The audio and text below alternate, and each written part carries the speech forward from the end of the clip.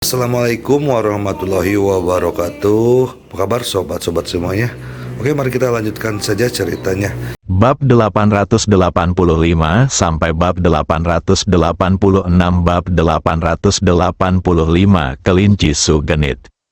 Di gunung yang awalnya sepi, banyak burung terbang dalam sekejap, dan bahkan binatang buas pun berlari dengan cepat di dalam hutan. Namun semua ini segera lenyap, dan keheningan segera kembali. Bahkan saking sepinya hingga terasa sedikit tidak nyaman, karena sepertinya tidak ada kehidupan tersisa di seluruh gunung. Hu Sueyao bahkan bertanya-tanya apakah semua orang yang baru saja melihat mengunjungi dedaunan musim gugur Chuzhou telah menguap. Jika tidak, bagaimana mungkin dia tidak mendengar tangisan Ji Fei?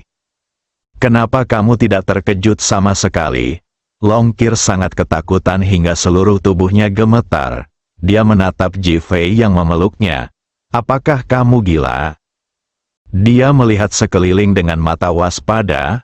Apakah Anda ingin mencari kematian dengan cepat? Apakah dia tahu persis apa yang mengintai di sini? Berapa banyak orang yang disergap?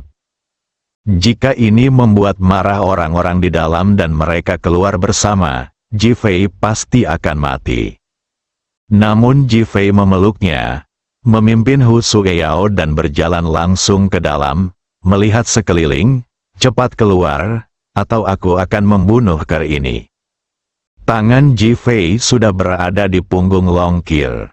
Longkir terkejut, merasa punggungnya membeku dan bahkan sedikit sakit. Tubuh berusaha melawan dengan keras, tetapi tidak dapat melawan. Adegan itu masih sepi, tanpa suara apapun. Pada saat ini, di sekitar hutan, banyak orang yang memegang busur tiga manik mencengkeram busur tiga manik dengan erat. Dengan jari mereka dipelatuk, mereka melihat ke arah target Ji Fei dan tiga lainnya, menunggu untuk memberi perintah. Ketiga kuda Su, domba Su dan kelinci Su yang bertopeng kuda, domba dan kelinci saling memandang tanpa berbicara, hanya berkomunikasi dengan mata mereka. Ketiga orang itu akhirnya sampai pada suatu kesimpulan. Longkir adalah pengkhianat dan membawa Ji Fei masuk. Namun, mereka senang karena ini adalah kesempatan langka untuk membunuh Ji Fei. Suma hendak mengeluarkan perintah ketika Ji Fei mendengus dingin, sekelompok pengecut. Bang, begitu dia selesai berbicara, tangan Ji Fei di punggung Longkir tiba-tiba menekan. Longkir merasa tubuhnya berputar, dan seluruh organ dalamnya seperti dimuntahkan. Engah, seteguk darah muncrat, lalu seluruh tubuhnya lemas, dan tangan yang memegang erat Ji Fei mengendur perlahan. Mata penuh rasa sakit menatap Ji Fei, penuh ketidakpercayaan, ketidakberdayaan dan rasa sakit, dan bahkan lebih banyak keputusasaan.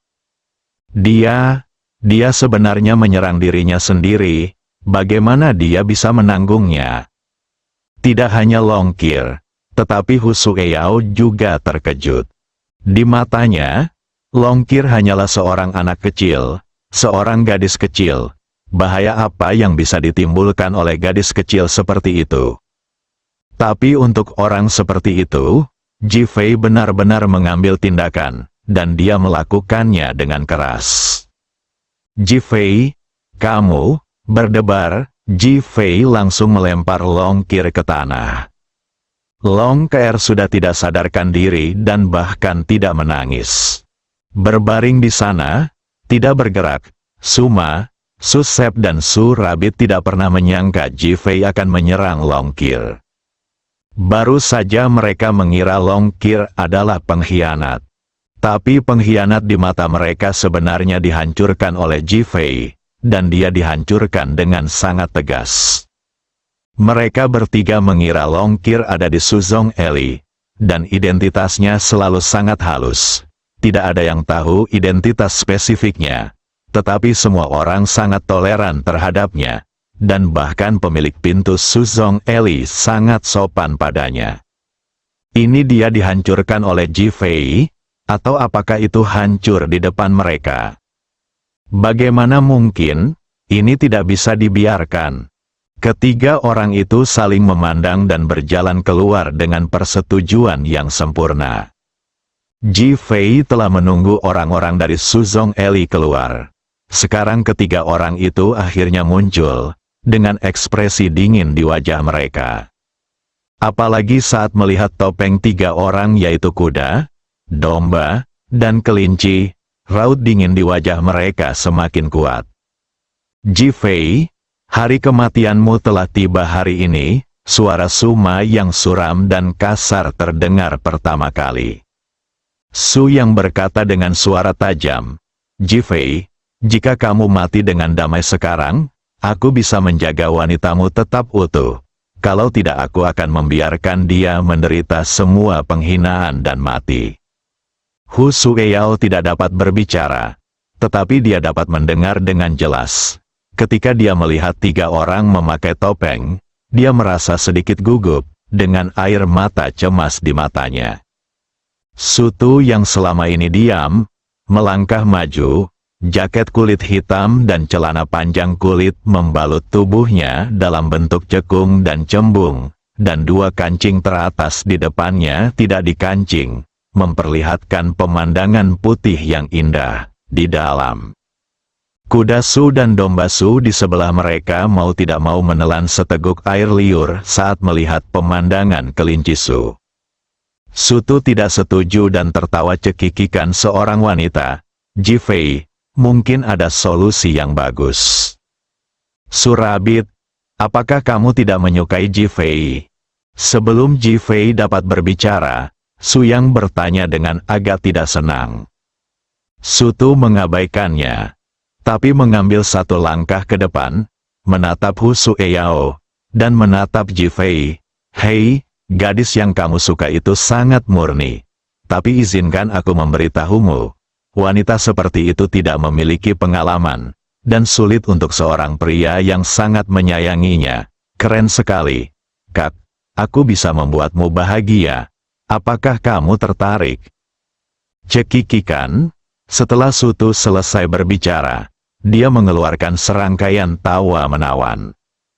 Meskipun dia memakai topeng dan tidak bisa melihat wajahnya dengan jelas, kata-kata dan tawa ini sampai ke telinga orang-orang dan membuat para pembunuh tersembunyi di sekitarnya tidak bisa menahan perasaan gejolak emosi.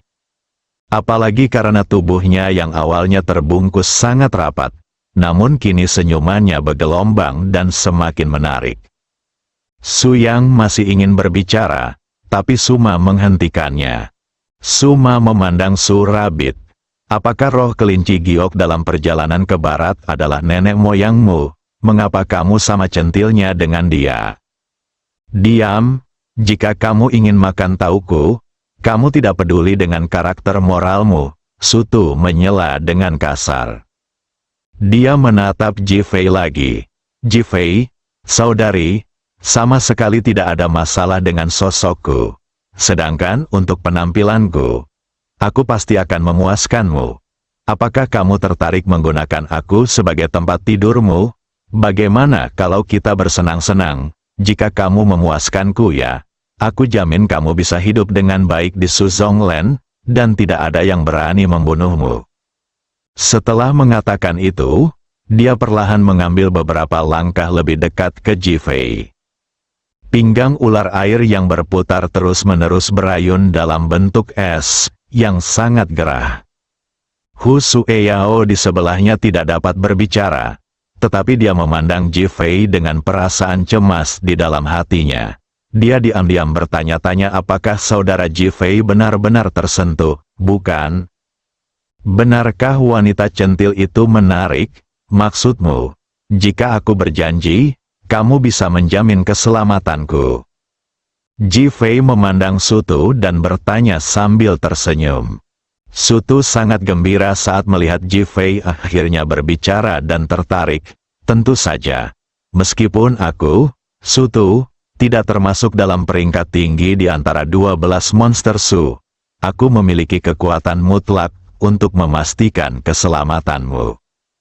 Setelah mengatakan itu, Sutu dengan lembut menarik bajunya, segera memperlihatkan kulit seputih salju di bawahnya. Di bawah sinar matahari, warnanya seputih salju, dan Ji Fei bisa mendengar suara menelan air liur di sekelilingnya. Bahkan ia harus mengakui bahwa wanita sedewasa Sutu pasti menjadi godaan yang fatal bagi pria. Tetapi bab 886 bunuh 3 orang dengan satu gerakan. Namanya Ji Fei, dia punya istri, kenapa dia tertarik pada wanita jahat seperti itu? Aku tidak tertarik dengan kegenitan yang kamu tunjukkan sekarang, dan menurutku kamu tidak cukup menawan. Tepat ketika Sutu berpikir bahwa Ji Fei akan ditaklukkan oleh pesonanya dan akan segera jatuh ke bawah rok delimanya, dia tidak menyangka Ji Fei akan mengatakan ini secara langsung, yang penuh dengan ejekan yang tak ada habisnya. Tiba-tiba, rasanya seperti disiram air dingin, dan kemarahan langsung terlihat di wajahnya. Ji Fei, tahukah kamu bahwa kamu terjebak di sini hari ini? Ji Fei tersenyum dan melihat sekeliling, mendengus. Ji Fei, selama kami mengangkat tangan dan mengeluarkan perintah, kami jamin kami bisa mengubahmu menjadi sarang semut, meledak menjadi bubur, dan menjadikan wanitamu menyebalkan sehingga tak seorang pun bisa melakukan apapun. Sutu sangat tertarik dengan ketampanan dan temperamen Ji Fei. Itu sebabnya dia sangat ingin merayu Ji Fei. Tapi dia tidak pernah menyangka bahwa dia akan begitu diremehkan oleh Ji Fei. Jadi dia tentu saja marah. Bahkan mata yang dia lihat ke arah Hu Sueyao penuh dengan rasa iri dan ekstrim. Dia sudah membayangkan bahwa setelah membunuh Ji Fei, dia akan bermain dengan Hu Sueyao terlebih dahulu, dan kemudian memberikannya kepada Suma dan yang lainnya setelah dia merasa cukup. Dimakan oleh pria dan wanita, rasanya sangat kuat dan merupakan ciri khas dari Surabit. Sudut mulut Ji Fei melengkung. Su kelinci, Sutu menegakkan tubuh halusnya. Ji Fei, berlututlah di depanku. Saudari, dan jilat aku. Aku bisa mengampunimu. Dan aku juga bisa membiarkanmu merasakan kebahagiaan luar biasa sebagai seorang pria. Setelah mengatakan itu, matanya menyapu tubuh Ji Fei, memperlihatkan ekspresi yang sangat serakah. Dia sangat tersentuh oleh Ji Fei. Jika itu orang lain, dia akan mengambil tindakan sendiri. Meskipun Suma dan Su yang tidak senang, mereka tetap menahan diri untuk tidak berbicara. Sutu mengandalkan tubuhnya untuk tinggal di Suzong Eli dan memiliki hubungan dengan orang-orang berkuasa yang tak terhitung jumlahnya. Dia seperti kupu-kupu sosial, mereka meremehkannya, tetapi mereka tidak bisa berbuat apa-apa. Bahkan mereka tidak sempat mencicipi wanginya. Ji Fei tersenyum dan memandang Suma. Apakah kamu di sini di Suzong Eli hari ini untuk menjual daging dan manusia? Atau kamu di sini untuk membunuhku, Ji Fei? Kamu tidak tahu berterima kasih. Kata-kata Ji Fei seperti tusukan langsung ke tulang punggung Surabit. Lebih baik aku tidak tahu malu daripada kamu tidak tahu malu. Setelah Ji Fei selesai berbicara, dia berbalik dan melihat sekeliling. Apakah karena kamu di Suzong Eli takut padaku dan ingin membelikanku dengan menjual daging manusia? Ternyata kalian di Suzong Eli semuanya pengecut. Ji Fei, kamu sangat tidak tahu malu. Sutu sangat marah. Dia merayu Ji Fei seperti ini hanya karena dia ingin mendapatkan tubuh Ji Fei. Dia tidak menyangka akan mempermalukannya seperti ini. Dan bahkan mempermalukan dirinya sendiri di depan semua pembunuh Suzong Eli. Tak tahu malu, Suma dan Susep sama-sama marah. Su kelinci, ayo mundur, Suma berteriak dan mundur dengan cepat. Su Yang mengikuti dari belakang. Sutu tiba-tiba membungkuk di tanah dan berlari menuju gunung. Ji Fei, saat kamu pergi ke istana neraka, jangan menyesal kakakmu memberimu kesempatan yang sempurna dan kamu tidak menikmatinya. Tembak mereka sampai mati, Suma sudah berteriak keras. Dan Ji Fei juga pindah. Tangannya dengan cepat menyentuh pinggangnya. 2 busur panah 3 manik sudah ada di tangannya, dan dia menarik pelatuknya langsung ke arah kiri dan kanan. Puff, suara anak panah yang menembus udara terdengar. Pada saat yang sama, suara anak panah yang menembus udara terdengar di sekitar gunung. Ji Fei langsung melemparkan panah di tangan kirinya ke udara. Panah itu mulai berputar cepat di udara seolah dikendalikan oleh tali. Dentur, serangkaian benturan busur dan anak panah terdengar, dan anak panah yang tak terhitung jumlahnya terbang ke segala arah.